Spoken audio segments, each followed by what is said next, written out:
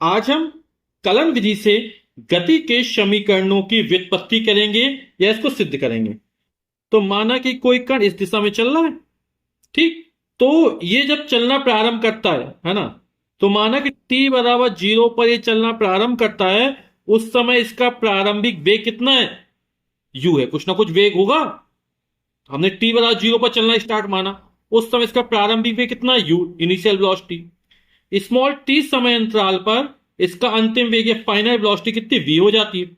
चली गई दूरी s है, और गति के दौरान जो त्वरण उत्पन्न हुआ, यहां पर ये एक समान त्वरण है, त्वरण नहीं बदल रहा है ना।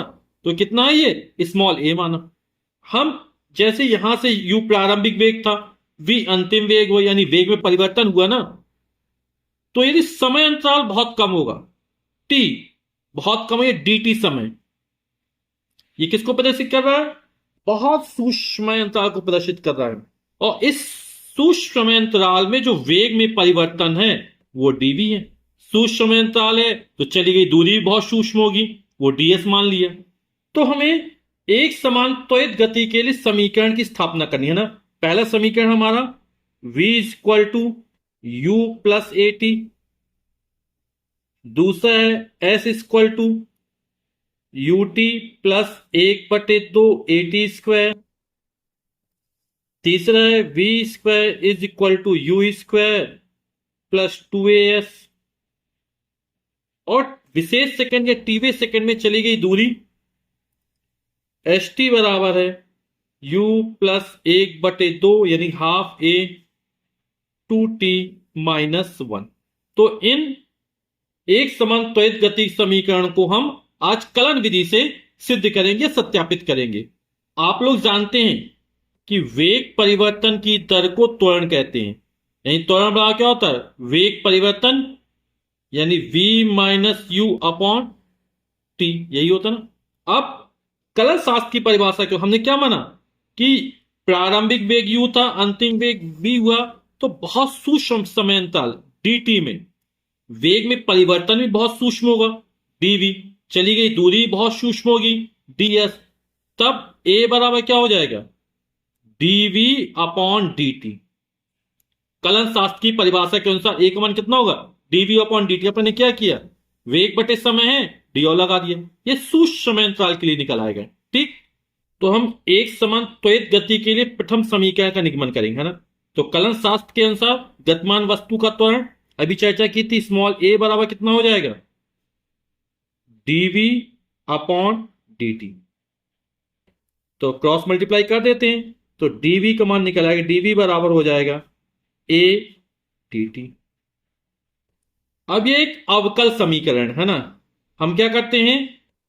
दोनों पक्षों का समाकलन कर देते हैं। तो समाकलन करते हैं, तो ये समाकलन का चिन्ह है, यहां dv लिखा,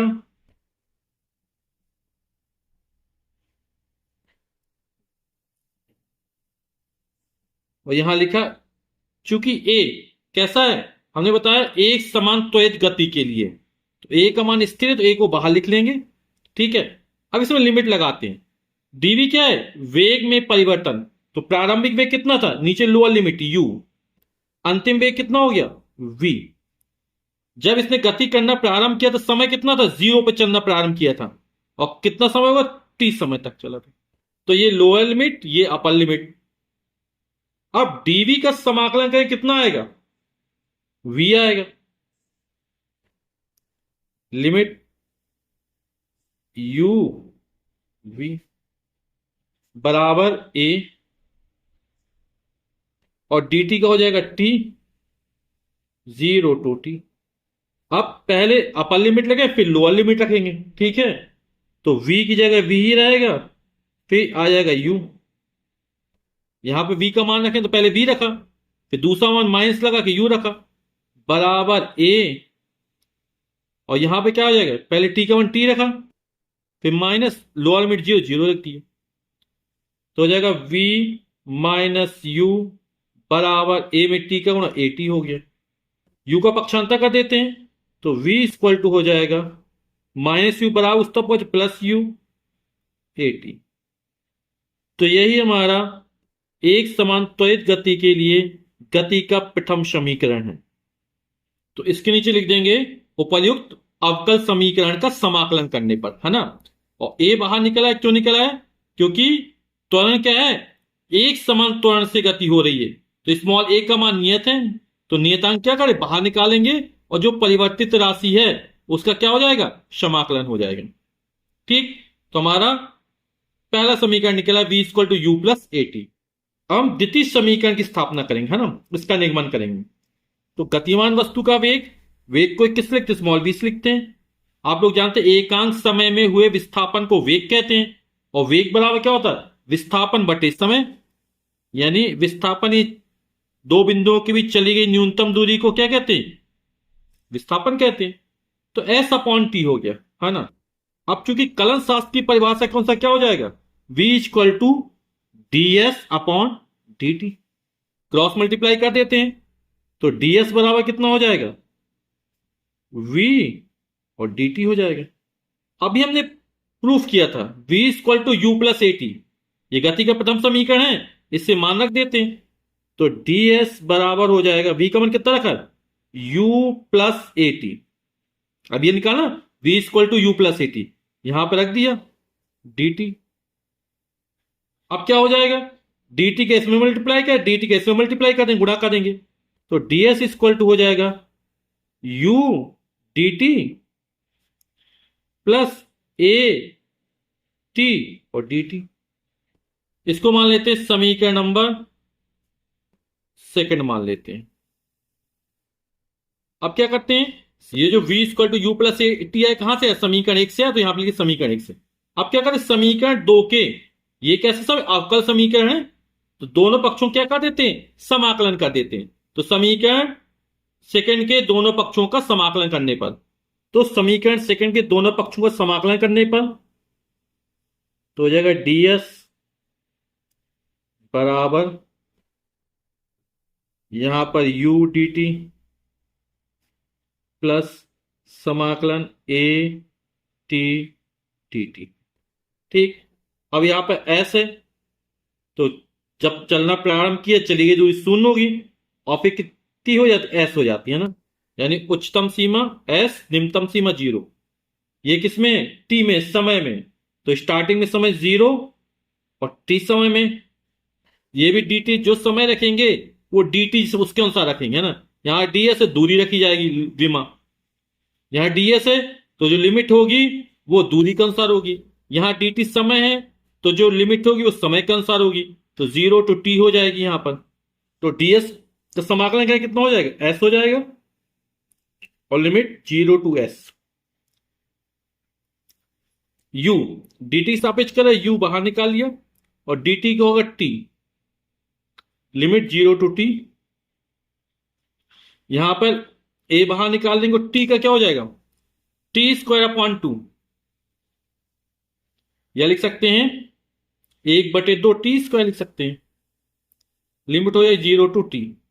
ठीक, तो यहां पहले अपर लिमिट रखेंगे, तो s, और फिर लोअर लिमिट 0, तो s माइनस 0 हो जाएगा, u, यहां हो जाएगा t माइनस 0 प्लस a, तो हो जाएगा पहले t रखेंगे तो t स्क्वायर बाई 2 हो जाएगा, फिर 0 रखेंगे 0 अपॉन 2 यानी 0, तो s माइनस 0 यानी s equal to u t plus a t square बटे 2 यानी 1/2 ए टी स्क्वायर। यह हमारा एक समान त्वरित गति के लिए गति के दूसरे समीकरण की स्थापना हो गई।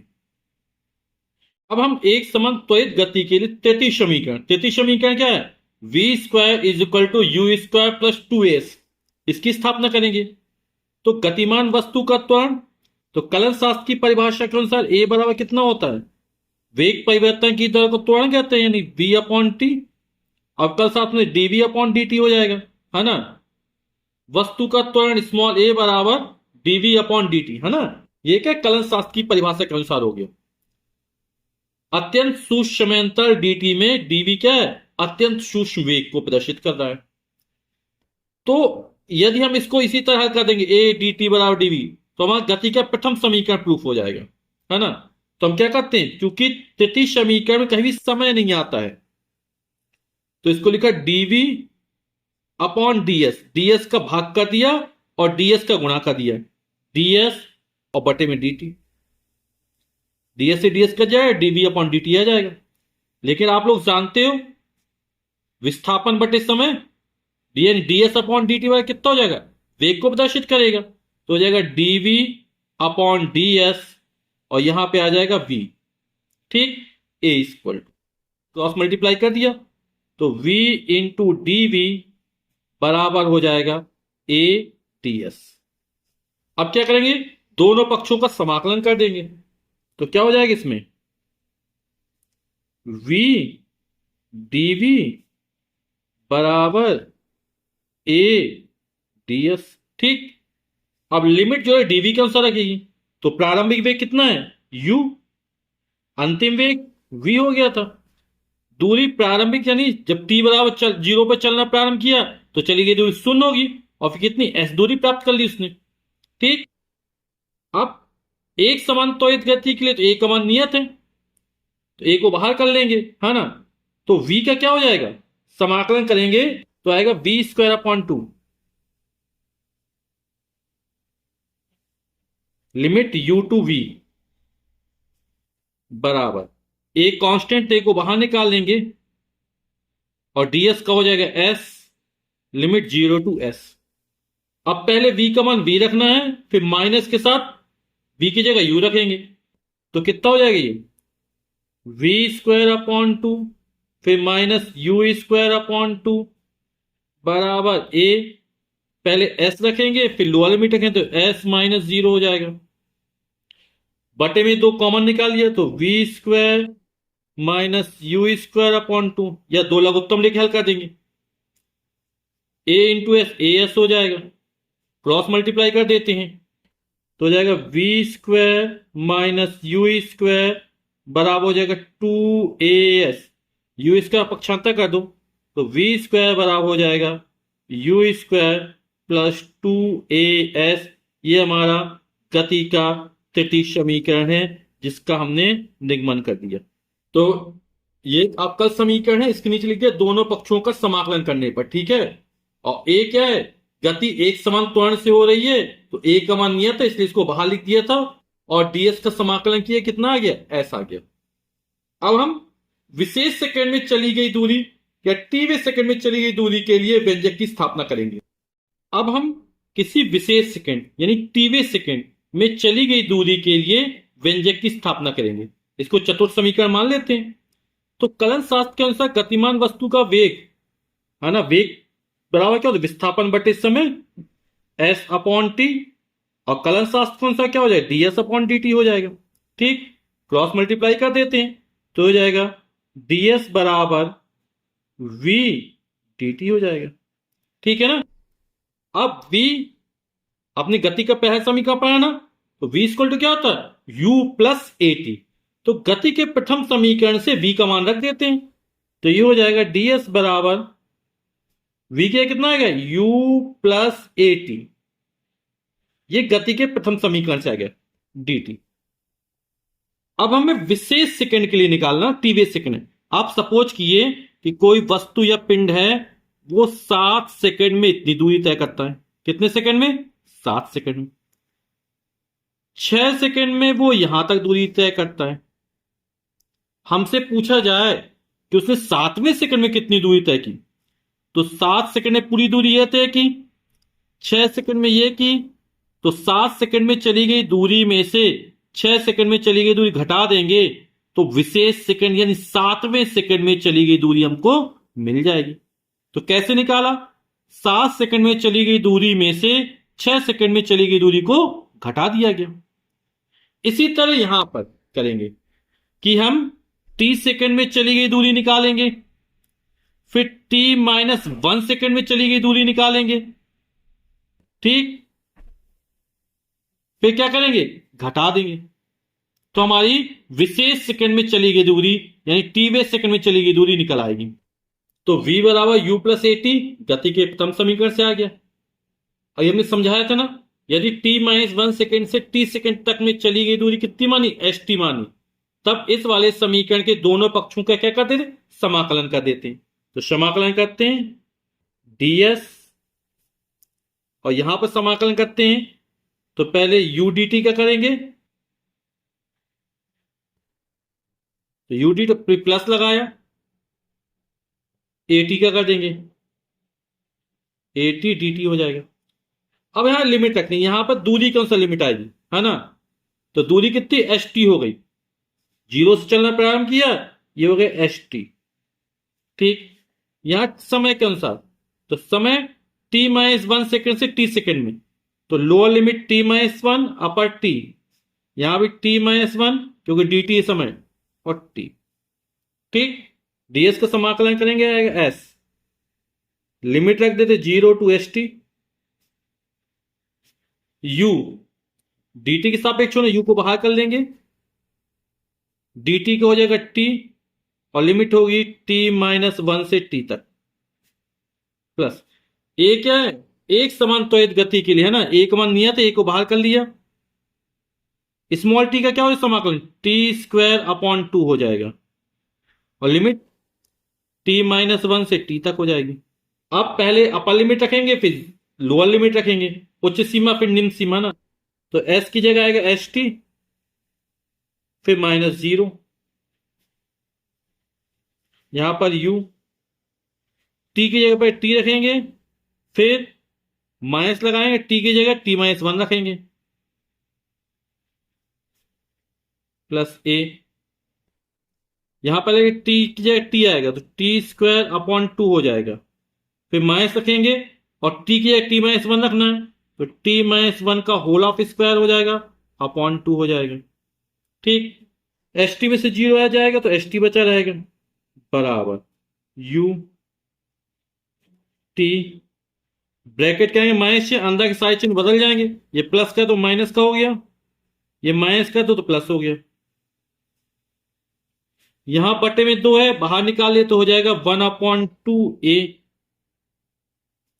t² माइनस, इसको a माइनस बी के होल स्क्वायर वाला समीकरण लगा देते हैं ना, तो a² यानी t² प्लस b², एक का वर्ग 1 होता है, -2 a का मान t और b का मान 1 है, तो 2 एकम 2 ही रहेगा, प्लस t माइनस टी घट जाएगा, बचेगा 1, 1/2a, ये हो जाएगा t², ब्रैकेट के अंदर के सारे चिन्ह बदल जाएंगे क्योंकि इसके पहले माइनस चिन्ह लगा, तो ये हो जाएगा माइनस का t², ये हो जाएगा माइनस का 1, ये हो जाएगा प्लस का 2t। किसी भी संख्या में 1 का गुणा करो वही संख्या प्राप्त हो जाएगी, u प्लस 1/2a, t² से t² घट गया, यहां से बचे -1 और 2t, तो इसलिए लिख देंगे 2t माइनस 1, यही हमारी विशेष सेकंड या टीवे सेकंड में चली गई दूरी के लिए व्यंजक स्थापित हो गया, और कितना निकला, st बरा u plus 1/2a 2t minus 1।